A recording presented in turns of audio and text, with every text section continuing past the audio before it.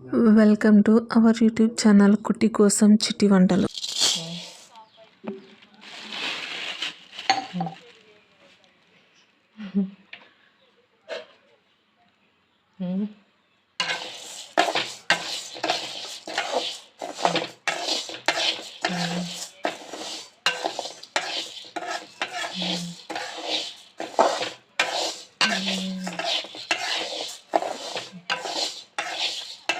ఉల్లగడ్డకి పెసరపప్పు ఇదిగోండి, ఈ విధంగా కలర్ చేంజ్ అయ్యేంత వరకు చూసుకోండి.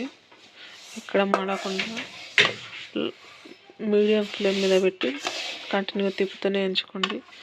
ఈ విధంగా వస్తుంది. మీరు ఈ క్వాంటిటీ తీసుకున్నా, ఎందుకంటే నాకు కావాల్సిన క్వాంటిటీ ఇది కదా, అలాగే మీకు దేంతో కావాలో ఆ క్వాంటిటీలో కప్ కానీ గ్లాస్ కానీ తీసుకొని, పెసరపప్పు ఒకటి తీసుకుంటే దానికి డబల్ తీసుకోవాలి కరెక్ట్గా రైస్ అనమాట. సో దీంతో 2 తీసుకుంటా రైస్.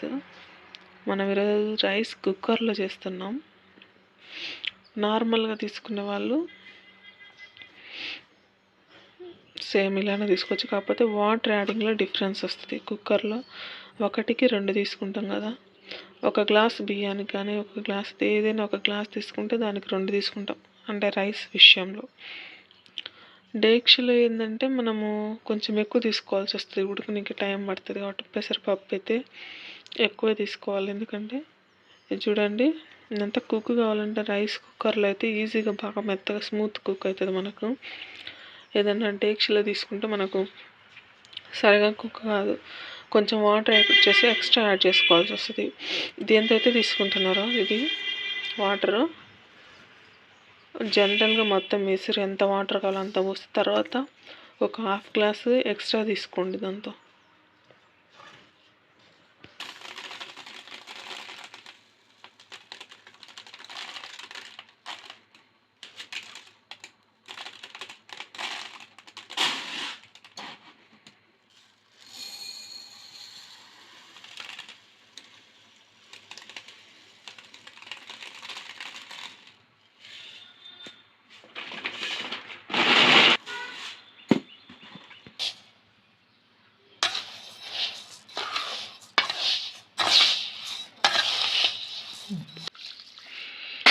ఒకసారి నీట్గా కడిగి మొత్తము రెండోసారి పోసిన నీళ్ళతో నానబెట్టుకోండి. మనం తాలింపుకు రెడీ చేసుకుని తాలింపు వేసేంత వరకు నానబెట్టుకోండి. నానబెట్టుకున్న తర్వాత తాలింపు కోసం తాలింపు గింజలు, కరివేపాకు, పచ్చిమిర్చి, మీరు కావాలంటే ఎండుమిర్చి ఒట్టిమిరపకాయలు కూడా వేసుకోవచ్చు, మీ ఇష్టం అది. కొత్తిమీర, ఒక ఉల్లిగడ్డ కట్ చేసి పెట్టుకోండి తాలింపు కోసం. పచ్చిమిర్చి కట్ చేసి తీసుకోండి, ఇట్లా చిన్న చిన్న పెద్దగా కాకుండా. తాలింపుకి సరిపడే రేంజ్లో కొత్తిమీర కట్ చేసి పెట్టుకోండి. ఆయిల్ వచ్చేసి దాంతో 4 తీసుకుంటున్నా ఆయిల్. నేను తీసుకున్న క్వాంటిటీ ఎక్కువ కాబట్టి నేను 4 తీసుకుంటున్నా. నూనె వేసుకున్న తర్వాత కాగిన తర్వాత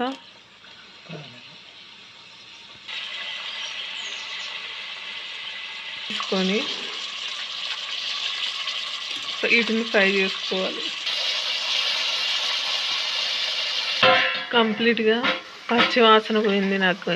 ఇదిగోండి చూడండి, కరివేపాకు కొత్తిమీర తెలుస్తుంది కదా మీకు. ఇదిగోండి తాలింపు వేగిపోయింది నాకు. ఇదిగో ఇప్పుడు వాటర్ యాడ్ చేసుకున్నాను నేను. తాలింపు వేగిన తర్వాత ఎన్ని గ్లాసులు మనం తీసుకుంది, 1 గ్లాసు పెసరపప్పు, 2 గ్లాసులు రైస్, కాబట్టి మొత్తం 6 గ్లాసుల నీళ్ళు తీసుకోవాలి మనం.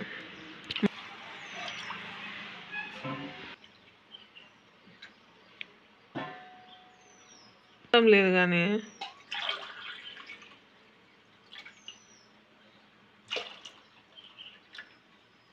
6 గ్లాసులు ఎక్స్ట్రా వాటర్ ఏం తీసుకోవట్లేదు, ఎందుకంటే మనం ముందే నానబెట్టుకుంటున్నాం ఒక 5 నిమిషాలు కాబట్టి రైస్ ఎక్స్ట్రా వాటర్ యాడ్ చేయట్లేదు.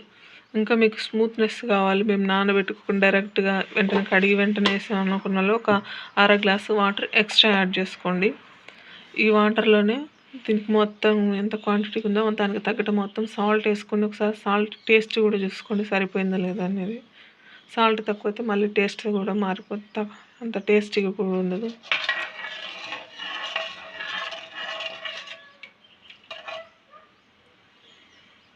నానబెట్టినది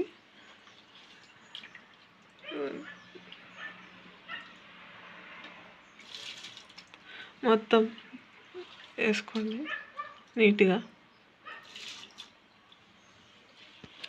బియ్యం అన్నీ వేసినాం కదా, మనం ఈ సైడ్ నుంచి వేసిన అన్నీ ఇన్ని ఉండే కాబట్టి ఇట్లా ఉండకుండా గంట తీసుకుని గంటతో చేస్తున్నాం మసాలాకి కానీ గంట కానీ నీట్గా కొంచెం అట్లా లెవెల్ అనుకోండి.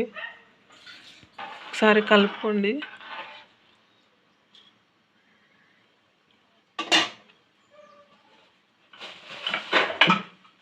ఇందులో కొత్తిమీర వేసిన తర్వాత మిగిలిన కొత్తిమీర ఇక్కడే యాడ్ చేస్తున్నాను నేను. కుక్కర్ పెట్టేసుకోండి మూత.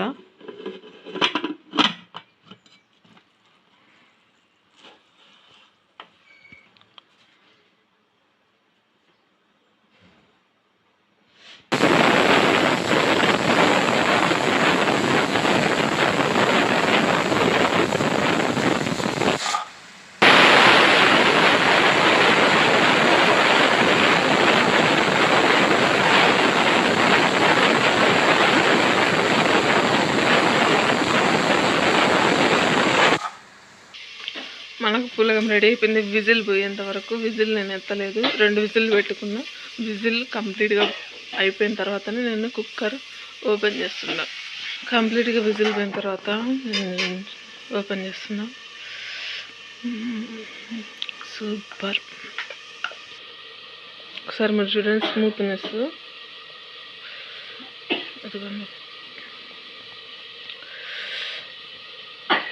పెసరపప్పు చూడండి కంప్లీట్గా కుక్ అయింది. 5 నిమిషాల ముందు నానబెట్టుకోండి, అప్పుడు ఎసురు ఎక్స్ట్రా పోసుకోవాల్సిన అవసరం ఉండదు. 2 విజిల్లు మాత్రమే పెట్టుకోండి. చూడండి స్మూత్నెస్.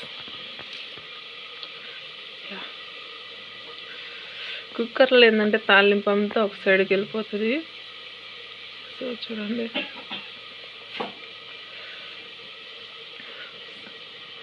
సో మనకు పులగం రెడీ అయిపోయింది కదా. ఇప్పుడు ఈ పులగానికి వేరుశనగ పప్పులతో పచ్చడి కాంబినేషన్ బాగుంటుంది. సో ఇప్పుడు పచ్చడి ప్రిపేర్ చేసుకొని దీనిలోకి టేస్ట్ చేస్తే ఎలా ఉందో.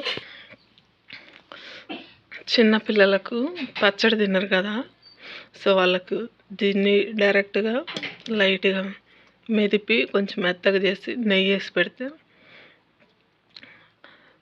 పిల్లలకు ఆరోగ్యానికి ఆరోగ్యం, హెల్తీ ఫుడ్, ప్రాబ్లం ఉండదు, టేస్టీగా కూడా ఉంటుంది. సాల్ట్ వేస్తాం కాబట్టి అలానే వేస్తే అవి నార్మల్ రైస్ అయితే తినలేరు కాబట్టి ఇది కొంచెం నాలుకకు కొంచెం రుచి ఉంటుంది కాబట్టి పిల్లలు కూడా బాగా తింటారు.